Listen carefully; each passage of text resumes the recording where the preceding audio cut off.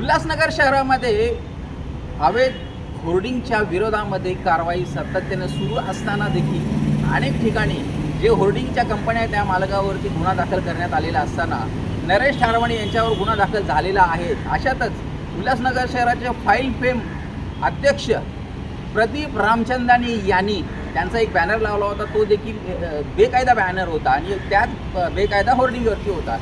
त्याच्यावर कारवाई होऊ नये म्हणून ते सन्माननीय उल्हासनगरचे अतिरिक्त आयुक्त जमीर लेंगरेकर यांच्या केबिनमध्ये जबरदस्ती घुसले।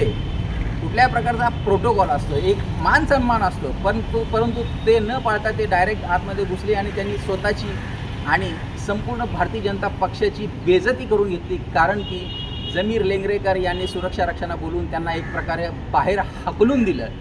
शेवटी फाईल फेम हे उल्हासनगर शहरामध्ये अजून किती स्वतःचा नाकर्तेपणा